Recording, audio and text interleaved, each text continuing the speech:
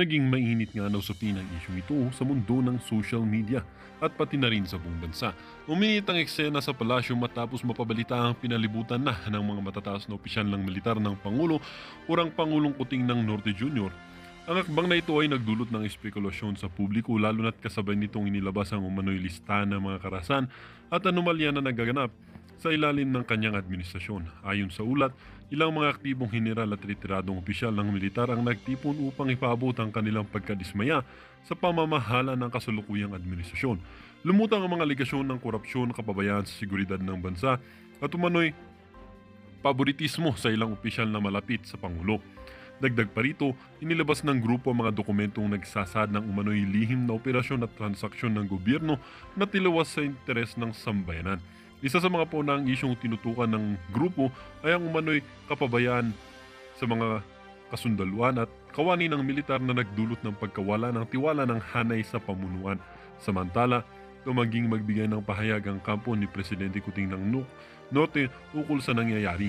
Gayunpaman, nananawagan ng mga kaalyado ng Pangulo na pananatihin ang kaayusan at igalang ang demokratikong proseso.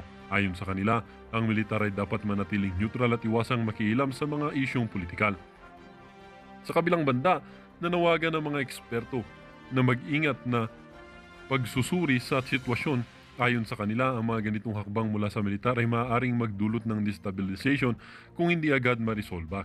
Habang lumalala ang tensyon, nag-aabang ang buong bansa sa susunod na mangyayari. Ang kaganapang ito ay maaaring magdala ng malaking pagbabago sa kasalukuyang balanse ng kapangyarihan sa gobyerno at ng Pilipinas. Para nga sa kabuuang detalye, panoorin na lamang natin ang buong video. At kung hindi ka pa naman nakapag-subscribe sa ating channel ay mag-subscribe ka na para lagi kang maging updated sa ating mga bagong videos na ina-upload araw-araw. Huwag din pong kakalimutan mag-iwan ng like at i-share ang ating mga videos.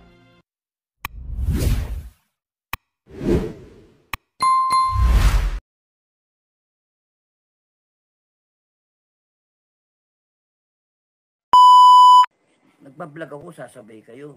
Doon kayo magdo sa kabila. Doon kayo magdo. Mga nag-hit eh.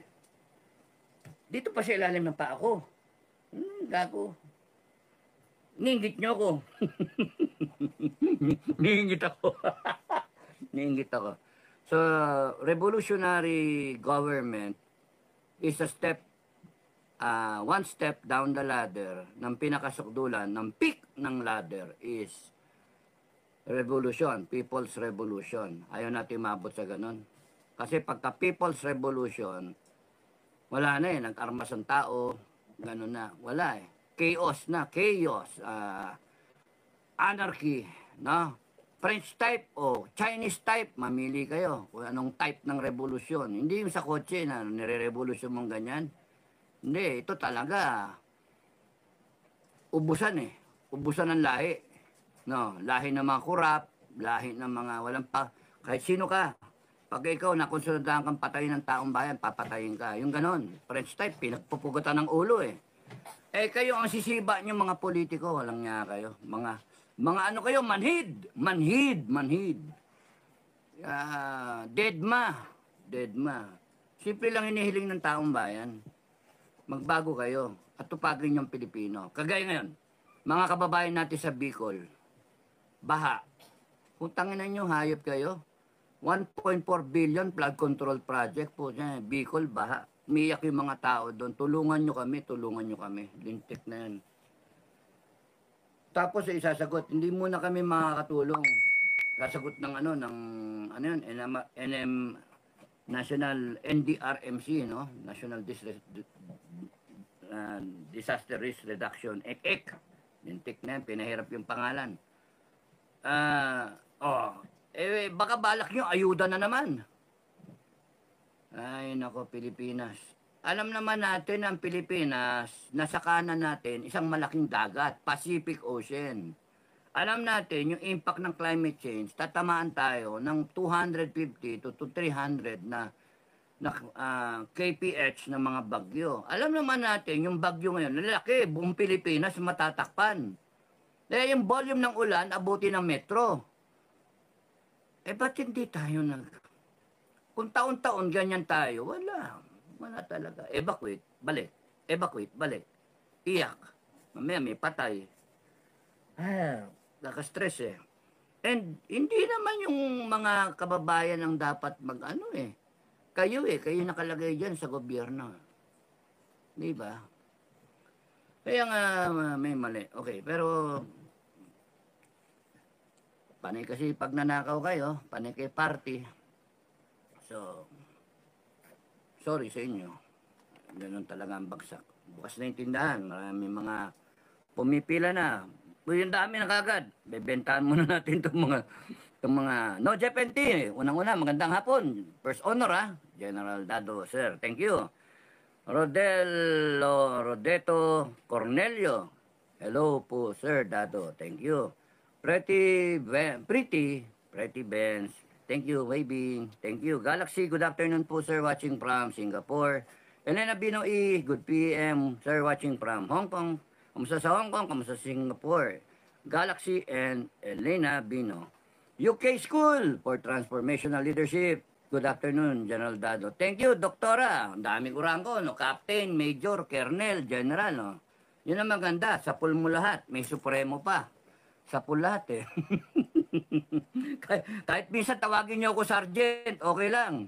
Sergeant, maganda pakinggan din, Sergeant Enrique. Oh, di ba? Sergeant Major Enrique, Corporal Enrique. Yung mga detractors nga, it is not the rank. Mga mahihina talaga ikukote ng iba eh. It is not the rank, it is the content ng utak ninyo na sinasabi nyo.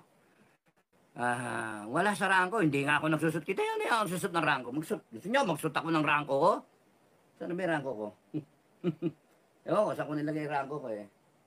Hindi ako nagsusut pa ng rangko. Pagka nagkagera, yung suit ko kahit patong-patong dyan. Hanggang dito sa lalagay ko pa eh. Maglalagay ang pentel pen dyan, kung ilang, ano yung rangko ko, ilang estrella.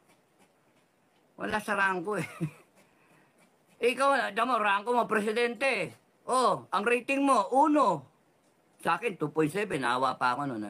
2.7. Oh, presidente ka ng Pilipinas. Sasabihan ng vice president mo, you're not fit to be president. You do not even know how to become president. Diyos ko.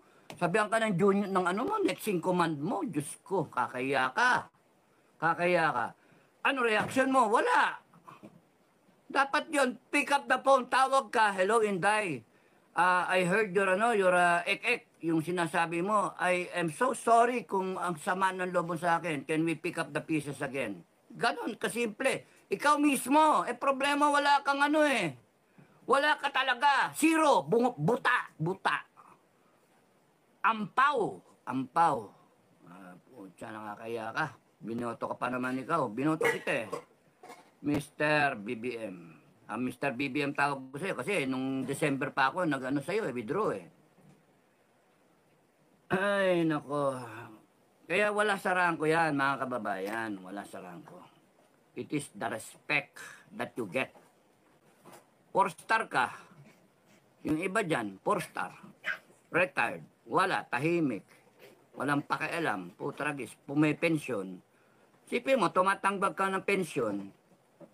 Binabayaran ka ng taong bayan hanggang ngayon, nagpe-pensyon ka. Alam ko, pinaghirapan nyo yan, mga kabalyero. 3-star, 2-star, para yung mga title kayo, 1-star. Kung mga group chat, pinapalit nyo ako, Mga group chat. Pucha yan, kapitan lang yan, ingay-ingay, yung ganun ba. Nung ngayon, bakit? Masama ba mag-ingay? At least meron akong balls. 4.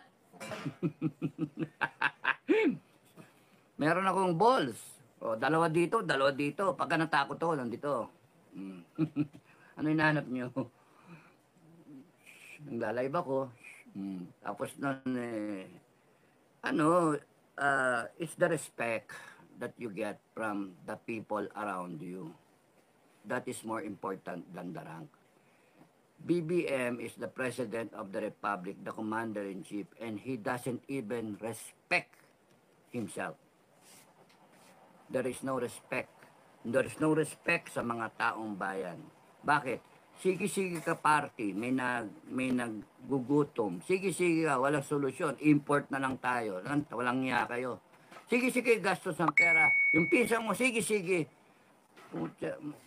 Wala talaga kayo, wala kayo. Kaya nga, how can the people respect you? How can you demand respect from your vice president down the line? The Vice President respects the people. She respects herself. She knows where to put herself. Eh ikaw, wala kang karespe-respeto. Wala, ano tinuro sa'yo ng magulang mo. Hindi ka ba nahihiya na pati yung pamilya mo is being dragged into a situation na ang taong bayan, sinusuka kayo? Oh, talaga, sinusuka kayo. Puta, yung pangalan na iniwanan, dinungisan talaga sincerely na. Kaya ngayon, ako ako masusunod, pabura ko Marcos eh. Pabura ko yung Marcos sa history books. Sa galit ba? I'm sure maraming tao ang gugustuhin yun. Mawala kayo. O palagay ko kayo sa rebulto. Ito ang presidente ng Pilipinas na natuklasan dahil sa nag-hair follicle drug test. Kasi alakala mo kahit mapalitan ka, tanggalin ka ng taong bayan, wala na, forgive and forget, hindi. Papa-hair follicle ka, for the record, para may lagay ka sa rebulto. Doon sa sa slab ng libingan ng mga bangag. Oh. Lahat ng drug addict doon ilagay. Kasama ka. Oh, libingan ng mga bangag. Meron libingan ng mga kurap. Ikaw sa libingan ka ng mga bangag. Nandito lahat ng drug lord, nakalibing, lahat ng tinukhang namin, pinatay namin lahat, papatay namin lahat ng mga drug addict, mga drug lord. Kaya, wala na malapit na tayong maging mga narco state Papunta na tayo dun mga Pilipino, iba, walang pakialam Kaya may nag-comment nga pala, mamili lang kayo, simple lang Anong gusto nyo? War on drugs o mag-narco state na lang tayo? Maraming Pilipino gusto narco state pagka ganun ng ganun, hindi ako papayag. Hindi kami papayag. FGF, hindi papayag. Uupakan namin kayong lahat. Pagka ganun. Buti nga, cool na cool pa kami. Cool na cool kami. Kasi hinahayaan namin yung natural course of history in the making to take its path, to take its course. Natural pieces of the puzzle forming together, alliances building up, people awakening, and then boom, na sa galit ng tao, ayan na. Pero ang iniiwasan lang namin, ang binabantayan namin yung revolusyon. Binabantayan namin. Kasi maganda, wag umabot doon. Pagka umabot kasi sa revolution of the people, wala. Hindi marirespeto kasi yung mga ibang kababayan natin. Ayaw kong umabot sa ganun. So, napunta tayo dyan. Sa quick rundown is, pinag-usapan natin noon is problema. Ano talaga yung problema? Mahirap yung bira tayo ng bira. Gusto nyo, lalo na yung mga Duterte na supporters, banat, forever, Duterte, yung ganun ba. Baka, alis ka dyan, Bongbong resign, BBM resign, BBM you're fired, no? Minsan nakakasama pa ako sa ganyan Tapos nun, yun nga hirap pagka sumausaw ka nagaganyan ka, hindi mo nakikita yung bird's eye view, satellite view. It's very important that while a lot of Filipinos ang nai-involve sa ganyan, mas maganda na meron din nag-iisip. Okay, sige, palitan bigla si BBM. Bakit? Kasi gago nga bangag nga, etc. Failure.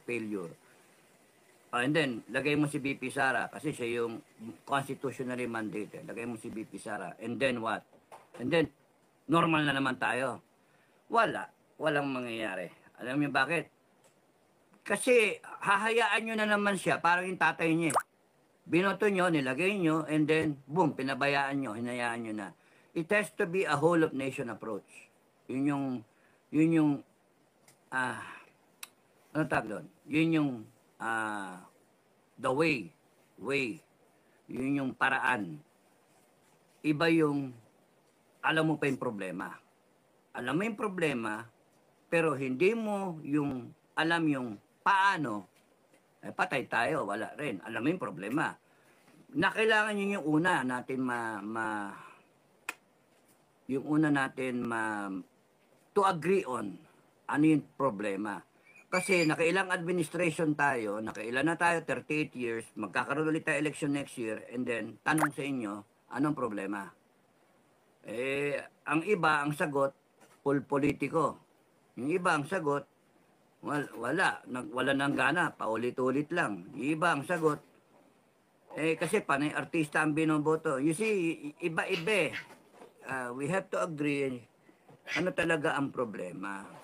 Ba talaga ang problema? Kaya nga, I tried to blog about it, na ang problema, is it really corruption?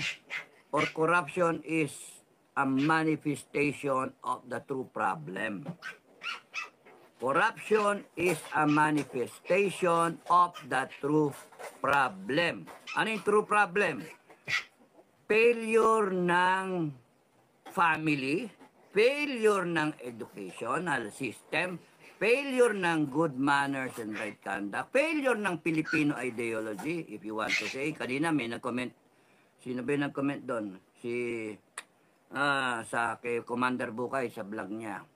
Failure of attaining the right character of the Filipino. Right now, we are a corrupt society. Yun yung dating eh. We are a drug-crazed society. Daming nagdodroga. Ang daming palpak tayo talaga. Ayaw niyo pumila, magbayad kayo sa fixer. Lahat tayo, ganun na. Ako, wag niyo akong damay, hindi ako ganun. Hanggat sa makakaiwas kayo sa magpipila kayo, magbayad kayo na lang. Hindi baling mas mahal. We are all, karamihan sa atin are all not victims eh. Sometimes we are the cause of the problem. We are the problem. So, corruption in a glance is a problem. Political system at a glance is a problem. Pero now that pinag-isipan, manifestation lang yan ng totoong problema. Sipin nyo, kung tama ang upbringing ng bawat Pilipino, ang lalabas dyan, tama ang magiging kultura ng Pilipino, tama ang magiging competency level ng mga magiging leader natin. Therefore, hindi tayo nagreklamo. Walang nagdodroga sa Malacanang. Walang dysfunctional behavior ng mag-asawa na first family. Walang magdanakaw sa gobyerno. Walang resolution 10. Kasi yung mga utak, yung mga puso at yung buong karakter nila dedicated sa Pilipino. So, corruption and the political bickerings are just manifestations of the true problem. Okay. But, kung magpapalit ka ng leadership, kunyari si Sara, lagay, boom, presidente ka na, Sara, yay, Sara, Duterte. Wala na yung bagong Pilipinas, bagong bangag. Oh. Kilala nyo? Kilala ko. Binudol tayo. Wala talaga po. Talagang butaw-butaw no? Bungaong eh. Bungaong talaga si BBM. Paano na? So, lagay si Sara. Okay, presidente si Sara. Without the help, without the whole of nation approach, she will be able to perform only this much. What we need to do is help her perform this much. No? Layo. Whole of nation approach, yung gap, eto si Sara, the best president ever. Ngayon, palit nyo si Sara, she's a president better than her father, mga ganun ba. But why let that opportunity pass you by. Why? Bakit hindi na lang help her, help us? Diba? Help Sarah, lead us. Help Sarah, help the people. Whole of nation approach. So, the problem is we still do not understand the true problem. No? Now, if na-identify mo talaga yung problema, systemic, cultural, problematic, lahat ng pwede nyo isipin, ititrace back nyo. Kasi kung kunyari, ikaw, mekaniko ka ng kotse, click, ayaw umandar. Ano kagad? Baterya, patay yung baterya. So, titignan mo kung okay pa yung baterya o na-discharge. Paano kung tinignan mo, okay naman yung baterya, pero click, ayaw. So, next, fuse. Diba? So, troubleshooting. So, what you have to understand is, we have to help Sarah troubleshoot, or any government official for that matter, any president, any national leader. We have to help each other troubleshoot what is the real problem. That's what yung ginagawa ko ngayon, no? Thinking aloud, vlogging, may mangongontra iba, putang ina nyo, mangongontra kayo ang gusto nyo, pero ang punto, mag-isip din kayo. Mangongontra kayo, mag-isip kayo. Kung gagawin natin itong gagawin natin itong business school, huwag kang magsasabi, I don't agree. Sabihin mo, I don't agree, eto yung aking paraan. Ganon. Hindi yung, I don't agree. Wala kang value added. Pero if you agree, wag mo rin sabihin na I agree, pero wala ka nang dinagdag. Kasi di ka rin nakadagdag. Wala. Sinayang mo lang yung airtime ng ibang tao. Kasi papakinggan ka. I agree. And then, wala naman dinagdag. Ayaw mo mag-isip. Agree ka lang na agree. Kaya tayo nangyari, nagkaganyan tayo. Agree tayo na agree sa gobyerno natin. Wala. Palpak nino. Ninanakawan na pala tayo. Agree tayo na agree. Nako. Pati yung agriculture natin, nagkaloko-loko. So, the worst tayo. Agricultural country tayo. Tapos nun, nag-i-import tayo. Nakakaya tayo. Agricultural country, nag-i-import. Tapos, ayuda. Tapos, baha. Iyak tayo. Wala talaga. Ang bigat ng problema. Ayoko na nga. Kayo na lang tumakbo. Ayoko na tumakbo. Pagka niisip ko, kayo na lang, magpresidente kayo. Takbo kayo. After Sara, tumakbo kayo. Sakit sa ulo yan. Nananahimik alta presyon ang aabutin mo dyan. Tapos yung mga Pilipino, kung makapintas pa, lintik na, kala mong, know it all Know it all. Kaya nga, ako, yoko sa politika Kasi, magbibigay ka serbisyo, thankless job, bago pagbibintangan ka pang kurakot, pagbibintangan ka pang, epal. Putya, bahala kayo sa buhay nyo. Ganun na nga. Naging ko nga, bahala kayo sa buhay nyo, ina nyo. Ang pakialam sa inyo. Paano kayo mga, you see, 30 years, 40 years. Ano nangyari sa Pilipinas? Wala. Back. Back. Ang lapit na natin maging narco state. Yung pinagtuunan ng pansin nila Duterte, tsaka ni Bato, wala. Uwi lahat sa to the drain lahat Lumakas ulit Isipin nyo if drug money produces, kunyari 1 tonelada, magkano yon? Billion, 1 point something billion. 10 tonelada ay pinasok nila. Sinacrifice nila 1 tonelada. 1 billion, wala yun. 1.6 billion, wala yan. Pumasok yung 11, parang daling computer. Pumasok yung 11, meron siya 16 billion. They can buy anyone. They can buy institutions, they can buy the PNP, the AFP. That's drug money. And they can buy elections to put their people in place. So, kawawa tayo. Laki ng problema ng Pilipinas. May stress na naman ako dyan. Bakit ko isipin? Kaya kayo, tumakbo kayo, magpolitiko kayo. Baka sakaling masolve niyo yung problema. Ay, nako, bumigat na naman yung puso ko. Eleno Bino, good PM, watching from Hong Kong. Thank you, Elena. Thank you, Doktora. Doktora, kamusta na kayo? Ay, nako, sakit sa ulo, Doktora eh. Christina Mayugba, thank you for the heart and the thumbs up. Karin Purog, good noon, Kapdado, sir, from Hong Kong. Thank you from Hong Kong. Kamusta kayo, mga taga Hong Kong? Sadly, ano ito? Sadly Sky Dunlight. Maraming salamat ha. Spicy Hong Kong HK Guwapo Supremo. Oy, thank you. Blush, blush, blush. Thank you, thank you. Eva Burgos, good PM. Okay, ginurgur ako. Ginugurgur na naman ako ng mga hinay. Okay, nandito ulit ako. Ano nangyari? Okay, nandito ulit ako. Ano nangyari? Ano nangyari? Nagurgur eh. Ganon ba ako ka-importante? Kayo naman, BBM. Kayo naman. Kayo naman. Hindi ako ganon ka-importante. Minute pa.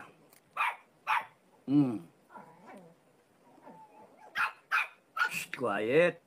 Nagurgur eh. Okay, Karin Purog ha. Thank you. Sinabi mo kasi spicy, guwapo eh. Yan oh, nawala. Sabi nung ano, are you sure? Eva Burgos, good PM, Supremo Dado, thank you. Oh, si My Love of Commander Bukay, Commander My Love. Hello, General Supremo. Thank you, thank you. Thank you. Ralph for my like lang. Thank you, okay lang. SGF, Viper 6, kamusta na? Caraga Warriors on deck, sir. Kamusta na kayo, mga taga Caraga? Mga FGF sa Caraga, thank you, ha? SGF, Viper 6, okay. No, Jeff&T, wala tayong iwanan, sir. Kahit 6 na oras ang live mo. Maraming salamat. Hindi, ayoko na mag-6 na oras. Matutulog kayo.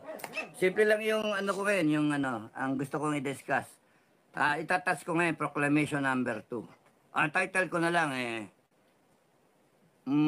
saan? Ano yan? Sino ang ating, saan tayo tatakbo? Iyan eh. Saan tayo? Who you gonna call? Ghostbusters. Saan tayo tatakbo? When things go wrong, as they sometimes will, who you gonna call?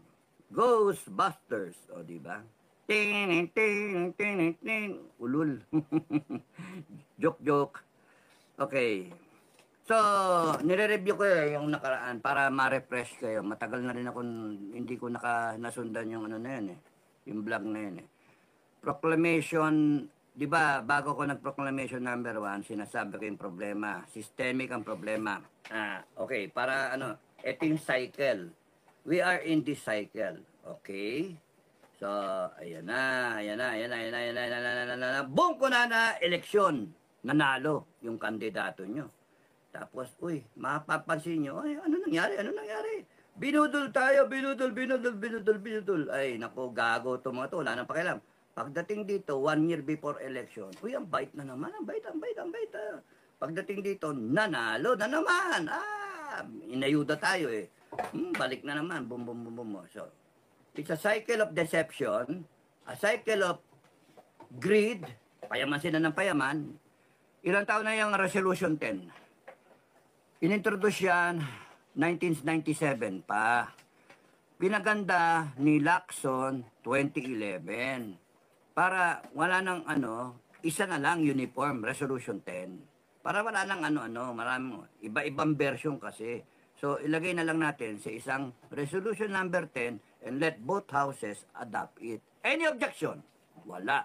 Adopted 2012. 12 years thereafter, 2024. 12 taon. Kung ang isa nagnakaw ng 1 billion, isipin mo yun kung 12 taon. 12 times 12, 144 billion times 10, 1.4 trillion. Yun, di ba?